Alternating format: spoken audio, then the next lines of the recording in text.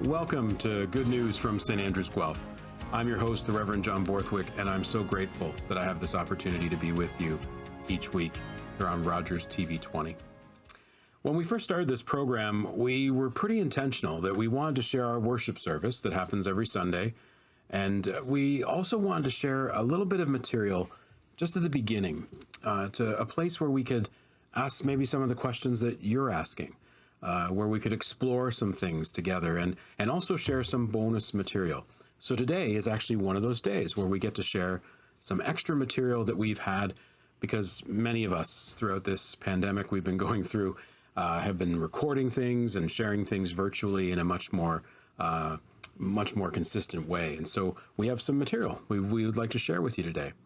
And so today it's on the theme of what do we think when we think of Christians?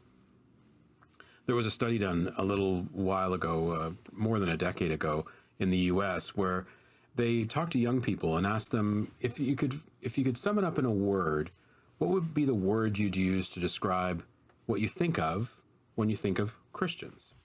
And the words they came up with were pretty heartbreaking for many in the Christian community. They said things like insensitive, hypocritical, judgmental. And it really kind of rocked the Christian church over 10 years ago. Sadly, I'd say that those words would be maybe a little stronger today. I don't think we've improved much as a Christian church, certainly in North America, of how members of the public and certainly young people might even think of the Christian church and people who call themselves Christians. I think over maybe the past 4 years that people might use words like intolerant, prejudiced, racist, homophobic, xenophobic, divisive, anti-science.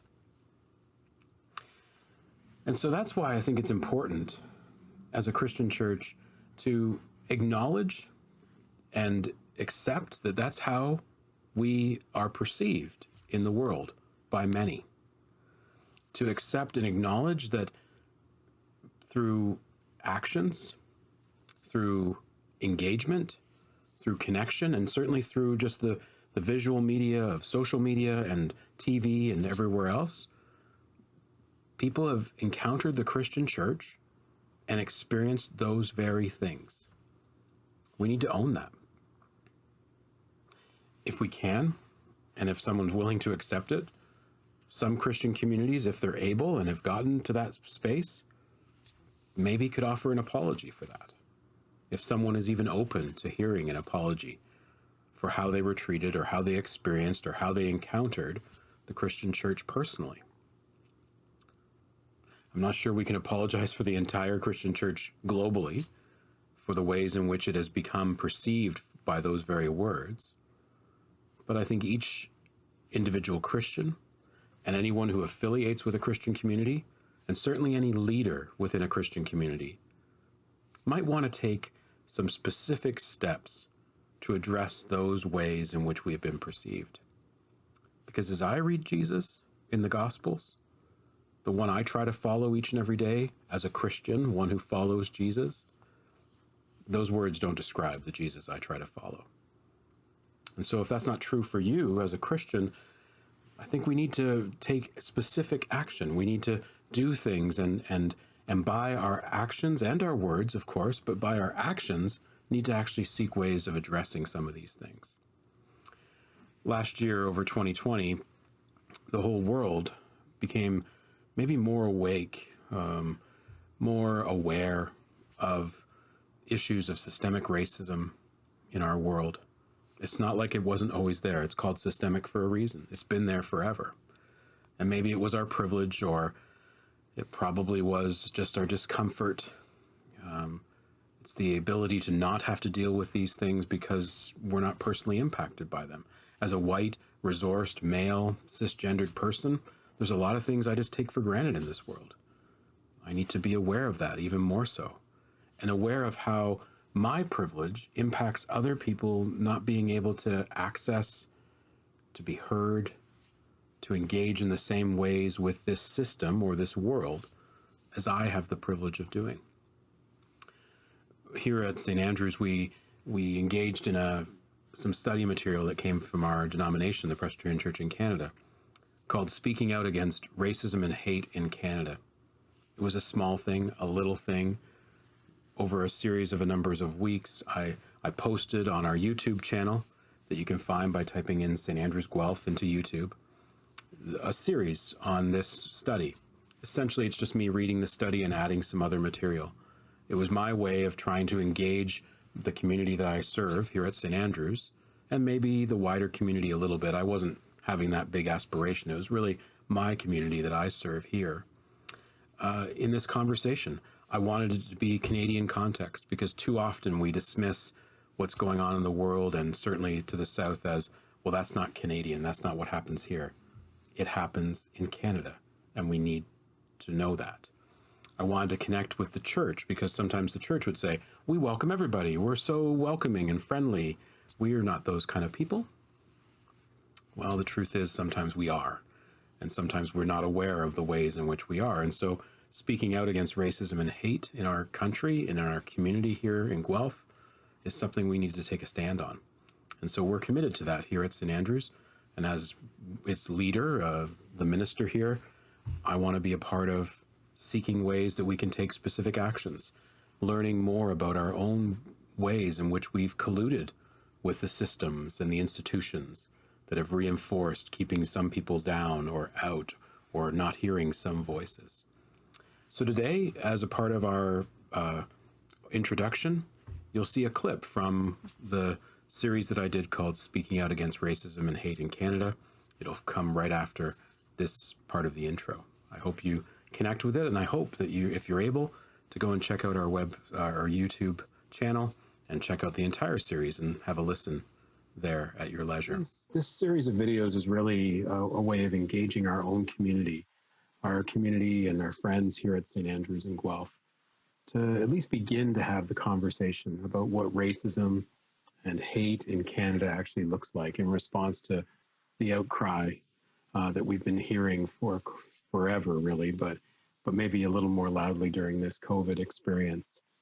And in response to that global outcry for justice, we've seen how Black, Indigenous, people of color, or what's referred to as BIPOC as a community, have been responding to what they've been experiencing for so many years and decades, through things that we're being now more clearly defined as systemic or institutional, things that were created with intention to keep some people out of the system, to keep some people down, to oppress and to marginalize members of our community, our human community.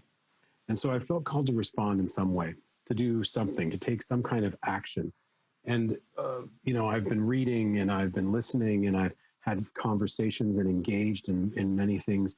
Certainly over the years I've been doing this, and even more recently, a little more intentionally.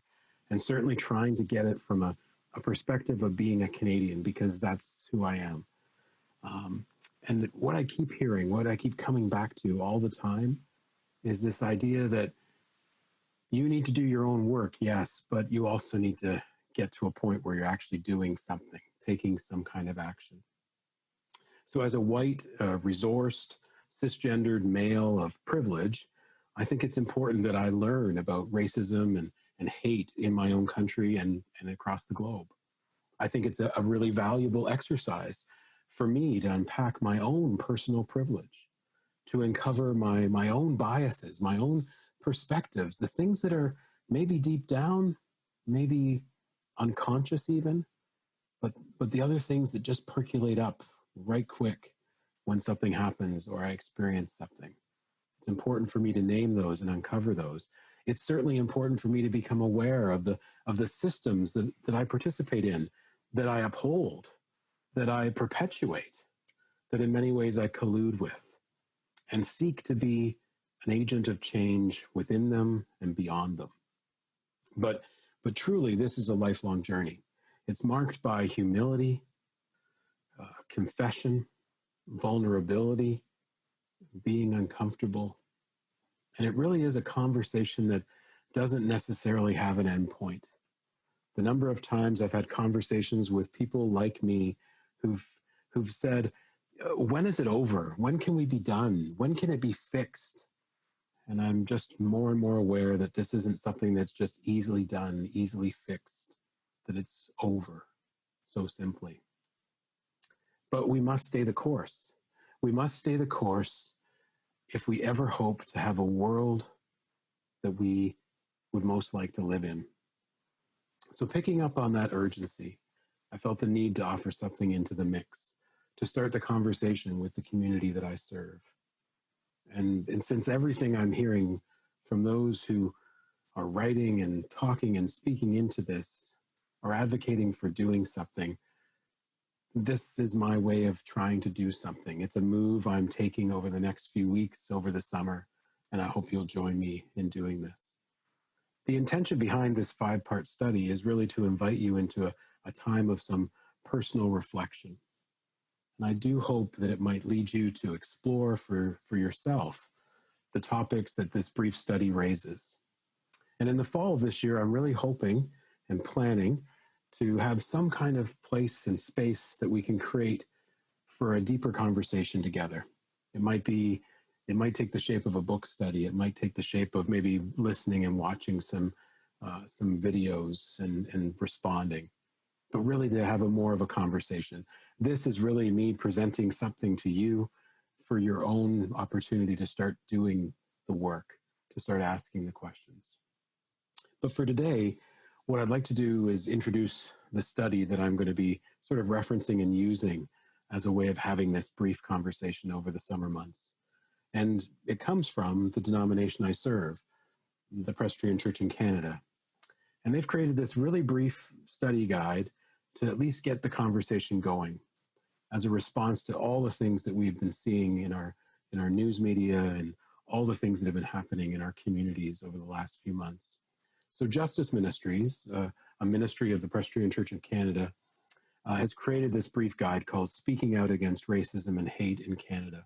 And it's really that kind of conversation starter.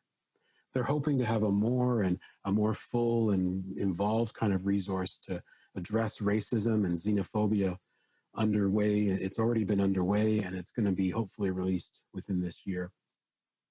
But it was their desire to get something in the hands of our community, a place like St. Andrews in Guelph, and to allow us to begin to have those conversations, to begin to start to think about these things. What's interesting is that as early as 1972, the Presbyterian Church in Canada stated these words: "Racism practiced by the white-skinned against their darker-skinned brothers is one of the world's basic problems and a blatant denial of the Christian faith." That was spoken out by the General Assembly of the Presbyterian Church in Canada in 1972. Now, this statement was made in the context of apartheid, but the sentiment that racism is a blatant denial of the Christian faith remains to this day. There is no place in Christian belief, practice, or identity for white supremacism or racism of any kind. Now, the church has struggled over the years to live out this stance, but it remains the call and the duty of all Christians to work for a world in which all human beings, regardless of the color of their skin or any differentiating characteristics, are respected and loved as image bearers of God. Today is the service from Sunday, February 14th. Happy Valentine's Day. Hope you have people that you can connect with, even virtually, this day. And we're looking at Mark chapter 9, verses 2 to 9. And it's the story, an amazing one, called the Transfiguration story. Hopefully we'll explain what all that means in the service. Hope you'll connect with our service today and hope that it brings some kind of meaning to you. At its absolute essence, I hope that this time that we share together is truly good news for you.